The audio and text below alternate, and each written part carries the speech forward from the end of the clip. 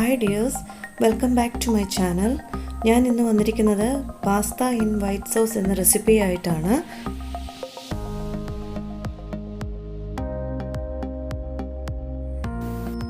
Vegetables ആയിട്ട് ഞാൻ എടുക്കുന്നത് ക്യാപ്സിക്കം, ക്യാരറ്റ്, ഒരു 2-3 അല്ലിയുടെ വെളുത്തുള്ളി, ഇത്രയാണ് എടുത്തിരിക്കുന്നത്.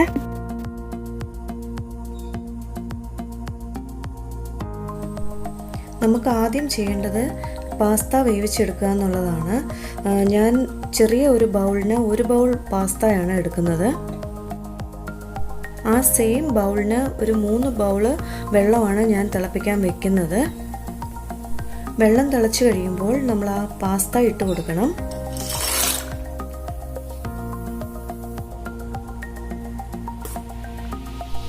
നമുക്ക് 90% മാത്രം വെന്തെടുത്താൽ മതി. ഇതിൻ്റെ പാകം എന്ന് പറയുന്നത് നമ്മൾ ഒരു സ്പൂൺ കൊണ്ട് മുറിക്കുമ്പം മുറിയുന്ന ആ ഒരു പാകമാണ് വേണ്ടത്. ഇപ്പോൾ നമ്മുടെ പാസ്ത വെന്തിട്ടുണ്ട്. നമുക്കിനി ഇതൊന്ന് വെള്ളം പാലാനായിട്ട് വെക്കാവേ.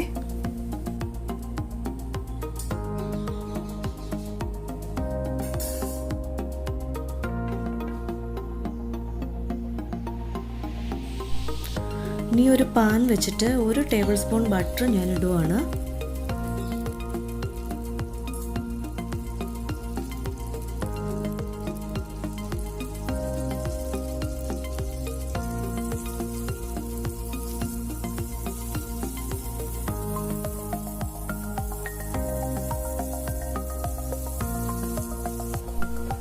ബട്ടർ അലിഞ്ഞ് വന്നു കഴിയുമ്പോൾ നമ്മൾ ചെയ്യേണ്ടത് ആ വെളുത്തുള്ളിയാണ് ഇട്ടൊന്ന് ചെറുതായിട്ട് വഴറ്റിയെടുക്കേണ്ടത്. ഇനി ഞാൻ ക്യാരറ്റ് ഒന്ന് ഇട്ട് കൊടുക്കുവാണേ. ഇനി ഇതൊന്ന് ഇളക്കി ഒരു 5 മിനിറ്റ് കഴിയുമ്പോൾ നമുക്ക് ക്യാപ്സിക്കം ഇട്ടാൽ മതിയേ.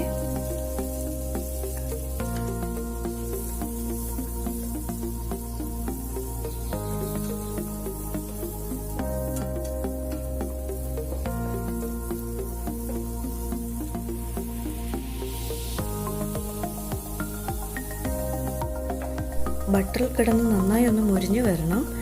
നിങ്ങളുടെ കയ്യിൽ വേറെ വെജിറ്റബിൾസ് ഒക്കെ ഉണ്ടെങ്കിൽ അതിടാൻ ഇഷ്ടമാണെങ്കിൽ അതൊക്കെ ഇട്ടോ കേട്ടോ. ഞാൻ ഇത്രയും മാത്രമേ എടുക്കുന്നുള്ളേ.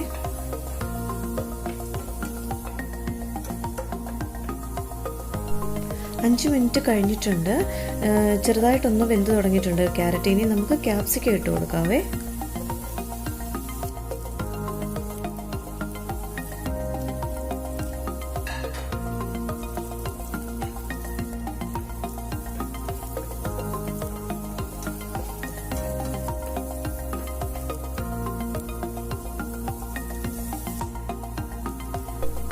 ഞാനിപ്പോൾ ഇച്ചിരി ഉപ്പും കൂടി ഇടാൻ പോവാണേ.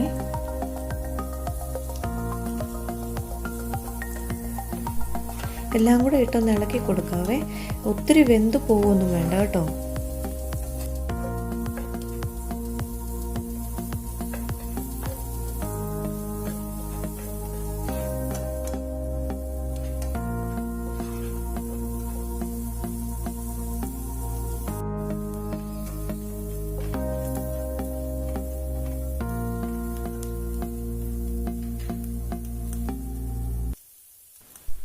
ഈ സമയത്ത് കുറച്ച് കുരുമുളക് പൊടി നമുക്ക് ഇട്ട് കൊടുക്കാവേ.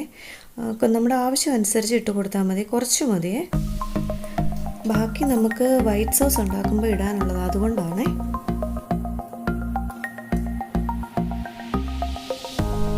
ക്യാപ്സിക്കവും ക്യാരറ്റും എല്ലാം ആയിട്ടുണ്ട്.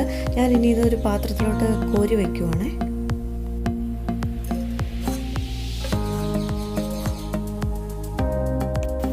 ഇനി നമുക്ക് വൈറ്റ് സോസ് ഉണ്ടാക്കാൻ തുടങ്ങാം. അതിനുവേണ്ടി നമുക്ക് ആവശ്യമുള്ളത് 1 table spoon maida, 1 table spoon butter, 1 teaspoon crushed ചില്ലിയാണ് എടുത്തിരിക്കുന്നത്.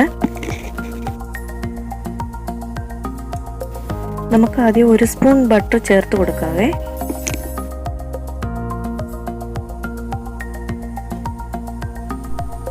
ഒരു ടേബിൾ സ്പൂൺ ബട്ടറിന് ഒരു 1.5 സ്പൂൺ വരെ മൈദ നമുക്കിടാവേ.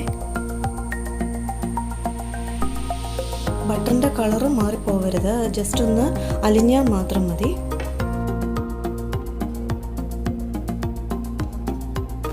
ഇനി നമുക്ക് മൈദ ഇട്ട് കൊടുക്കാവേ. മൈദയുടെ കളറ് മാറിപ്പോവരുത്, ബ്രൗൺ കളറൊന്നും ആവരുത്. അപ്പോൾ വൈറ്റ് സോസിൻ്റെ കളറും മാറിപ്പോകും.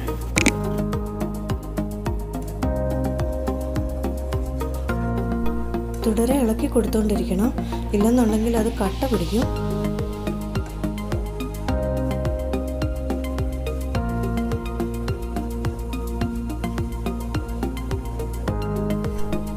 മിക്സ് ആയത് കണ്ടോ, മൊത്തം നന്നായിട്ട് ബട്ടറുമായിട്ട് ചേർന്നിട്ടുണ്ട്.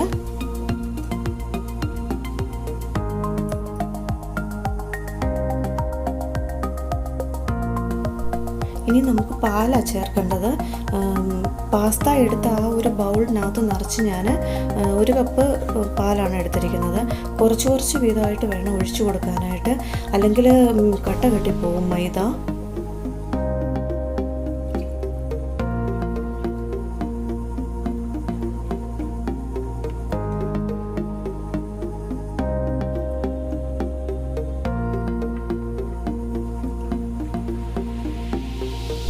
ഇതുപോലെ വരണം, അല്ലെങ്കിൽ കട്ടയായിപ്പോയി കഴിഞ്ഞാൽ പിന്നെ നമുക്ക് കട്ട ഉടയ്ക്കാൻ പാടാണ്.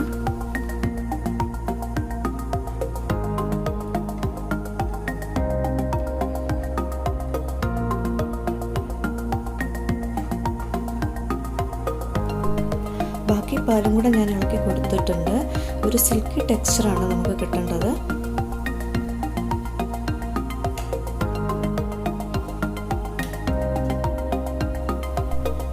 ഇനി നമുക്ക് ആവശ്യത്തിനുള്ള കുരുമുളക് പൊടിയും കൂടെ ചേർത്ത് കൊടുക്കണം.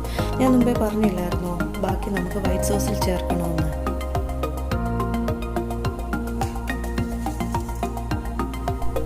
ഒരു നുള്ളു ഉപ്പും കൂടെ ഞാൻ ചേർക്കുന്നുണ്ട്. ഇനി ലാസ്റ്റ് ചേരുവയാണ് നമ്മൾ ചേർക്കുന്നത്, ക്രഷ്ഡ് ചില്ലിയാണ്. ഇപ്പോൾ തന്നെ നമ്മുടെ പാസ്ത ഉണ്ടാക്കി കഴിയുമ്പോൾ ആവശ്യത്തിനുള്ള എരിവുണ്ടാവും.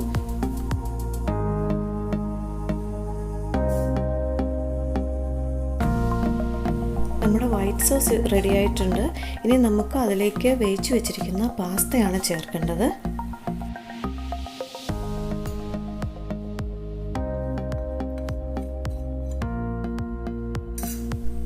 പാസ്ത ഇട്ടിട്ട് നന്നായിട്ടൊന്ന് ഇളക്കി കൊടുക്കണം.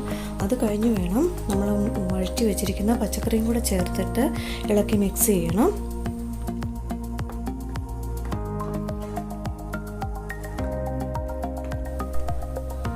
നമുക്ക് നന്നായി ഒന്ന് മിക്സ് ചെയ്യാവേ.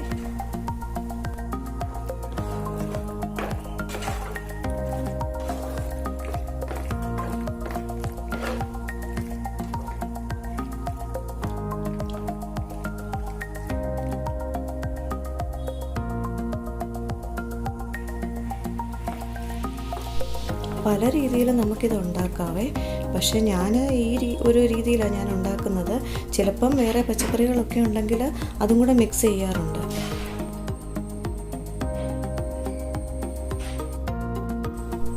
നമ്മുടെ പാസ്ത ഇപ്പോൾ റെഡി ആയിട്ടുണ്ട്. നിങ്ങളും ഇത് ഈ രീതിയിലൊന്ന് ഉണ്ടാക്കി നോക്കണേ.